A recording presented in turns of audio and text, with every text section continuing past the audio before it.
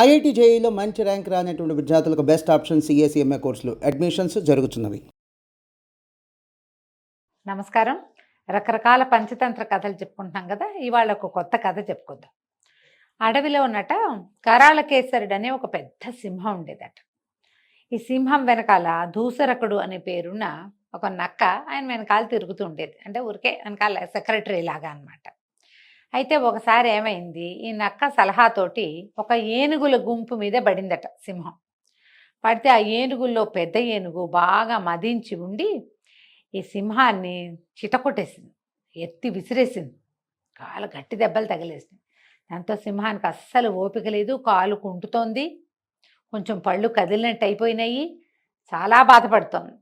సరే ఇక ఏం చేస్తుంది, ఆ డెన్లో పడుకుని గుహలో పడుకుని ఉంది. వారం 10 రోజులు గడిచేసరికల్లా ఆకలికి నిస్త్రాణ వచ్చేసింది.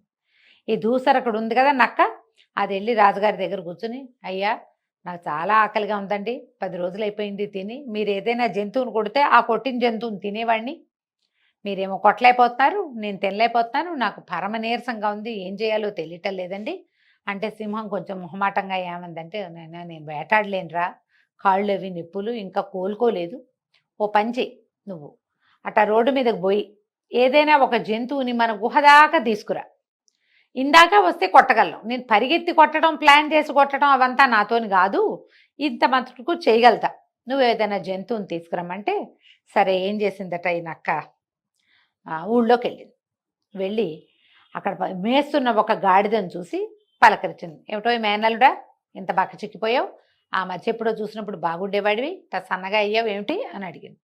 అడిగేసరికి ఆ గడ్డి పరకలు పేరుకుని తింటున్న గాడిద ఏం చెప్పిందంటే, ఏం చేయను మావా, మరి మా ఓనర్ ఉన్నాడు కదా చాకలైన, ఆయన విపరీతంగా బరువేస్తాడు నా మీద, 4 గోళ్ల పని చేయిస్తాడు, పచ్చగడ్డే పెట్టడు, ఇలాగే ఇగో దుమ్ములో ఉన్న గరికని పీక్కు తినాల్సి వస్తుంది, ఆహారం జాలదు పని ఎక్కువను, దాంతో నేను ఇట్ట అయిపోయాను, బక్కచిక్కిపోక ఇంకేమవుతాం, తిండేది నాకు అన్నాడు. అనేసరికల్లా ఈ దూసరకుడు అంది, అయ్యో అదేమిటి, అడవిలో అసలు ఎట్లా ఇంద్రనీలమణులు లాంటి గరికుంది, మెరిసిపోతూ ఉంటుంది, అట్లాంటివి 10 రోజులు తిన్నావంటే జామని కోలుకుంటావు, నువ్వు చాలా ఆరోగ్యం సిద్ధిస్తుంది, ఆ గరికలో మాకు అడవిలో ఉండే గడ్డిలో ఆ బోల్డ్ అన్ని ఔషధ గుణాలు ఉన్న మొక్కలు ఉంటాయి, అలాంటివి తింటే నీలాంటి వాడికి మొగతనం పెరుగుతుంది, బలం పెరుగుతుంది, పని ఏమిటి ఎడంకాలతో చేసేస్తావు నువ్వు అన్నది. అనేసరికల్లా ఈ గాడిద పేరేమిటి, లంబకర్ణుడు, అంటే పొడుగు చెవులు కలిగిందనమాట.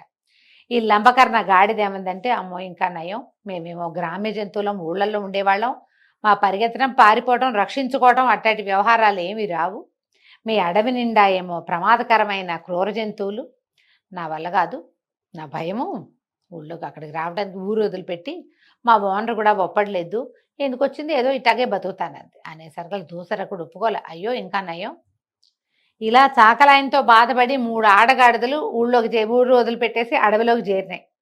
3 ఆడవే, చక్కగా అక్కడ గడ్డి తిని బాగా బలిసి యవనోత్సాహంతో ఉన్నాయి ఉద్రేకంగా, వాటికి మొగుడు లేడు, గాడిదలు లేవు, అడవిలో గాడిదలు ఎక్కడి నుంచి వస్తాయి చెప్పు, గాడిద గ్రామ్య జంతువు, నువ్వు గనక అడవిలోకి వచ్చి నేను చూపించిన గడ్డి కాదని తిని బాగా బలిసి నున్నగా అయ్యావా, నీకు అక్కడ 3 భార్యలు లభిస్తారు, 3 ఆడగాడిదలు ఉన్నాయి, హాయిగా నీ సంసారాన్ని అక్కడే పెట్టుకోవచ్చు అనగానే గాడిదకి ఆహారం మీద ఉద్రేకం రాలేదు, కానీ అక్కడ ఏదో స్త్రీ గాడిద ఉందనగానే ఆడాళ్ళ పేరు చెప్తే ఇవి జంతువులకైనా సరే ఉద్రేకమే వస్తుంది.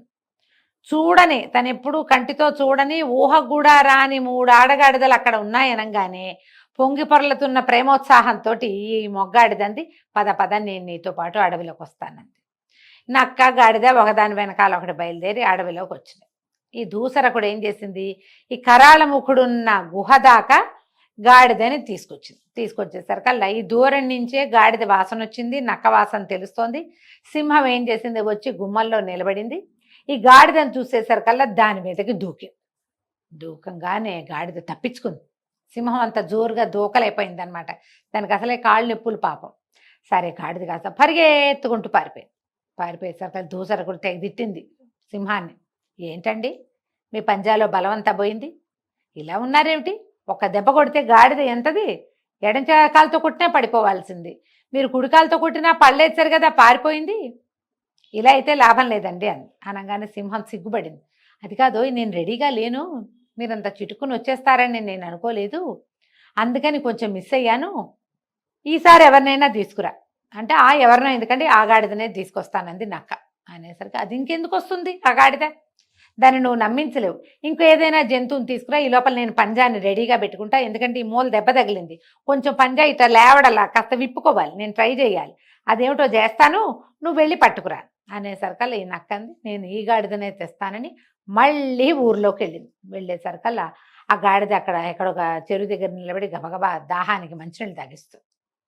ఈ నీళ్లు తాగుతున్న గాడిదంది నక్కను చూసి, ఓరు మావయ్య ఎక్కడికి తీసుకెళ్ళావు నన్ను, అదేమిటా జంతువు అటా మీద పడింది, అయ్య బాబోయ్ అది గనక మీద పడిందంటే చచ్చే పోయేవాణ్ణి, దాని పంజాలు అదిను భయం వేసేలాగా ఉంది, ఎటగొట్ట పారిపోయిచ్చా బాబోయ్, నీకో దండం మీ ఆడవకో దండం అనగానే నక్కంది, జంతువేమిటో భలేవాడివి, ఆడగాడిదా అది, రాసభి అని రాస్తారు పుస్తకంలో, ఆడగాడిదా అది అడవిలో బాగా తిని అంత బలిసింది, అది మామూలు కాలే, అది నిన్ను చూసి నిన్ను కావలించుకుందామనుకుంది, నీ అంతటి నువ్వు ఉద్రేకంతో రాకపోయేసరికల్లా అది కాస్త ఉద్రేకపడింది ఆవిడ, అంతకంటే ఏమీ లేదు, నువ్వు రారా, అంత బలమైన స్త్రీ నిన్ను వలచి పెళ్లి చేసుకుంటానంటే నీకు ఇంకేం కావాలి, ఎంత చక్కటి పిల్లలు పుడతారు చూడు నీకు అనేసరికల్లా ఈ పిచ్చిగాడిదే మళ్ళీ నమ్మేసింది. ఆ లంబకర్ణుడు నమ్మేసి మళ్ళీ అడవిలోకి వచ్చింది.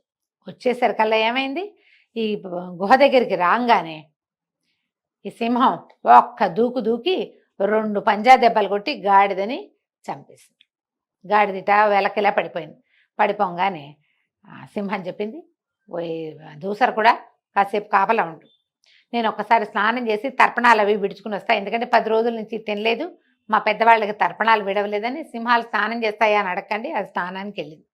అది పోయి నదిలో మునిగి దాని పెద్దవాళ్ళకి తర్పణాలు విడిచి వచ్చే లోపల ఇది చచ్చిపోయి ఇట్లా బలిసి పక్కకి ఇట్లా పడి ఉన్న గాడిదని చూసేసరికల్లా నక్కకి ఉద్రేకం వచ్చేసింది, పక్కన ఆకలిస్తుంది, సింహం వచ్చి తినేదాకా నేను ఎందుకు ఉండాలని చల్లగా ఏం చేసింది, మెత్తగా వేళ్లాడుతున్న గాడిద చెవులు పరపరా నెవలేసింది. తర్వాత ఈ సింహం కొట్టిన దెబ్బ గాడిద గుండెకాయ మీద తగిలి అక్కడ ఇట్లా విచ్చిపోయి నెత్తురు గారుతోంది, ఆ గుండె కనపడుతోంది లోపల నుంచి. ఏం చేసింది, మూతి లోపలికి పెట్టి ఈ గాడిద గుండెని గబగబా నెవలేసింది. తినేసేసరికల్లా ముత్తుడు చేసుకుంది. సింహం వచ్చింది. సింహం వచ్చి చూసేసరికల్లా ఏముంది, తను ఎక్కడ పంజా కొట్టిద్దో అక్కడ బొరీలాగా కనపడుతోంది, దాని గుండె లేదు. తీరా చూస్తే గాడిదకి చెవులు కూడా లేవు.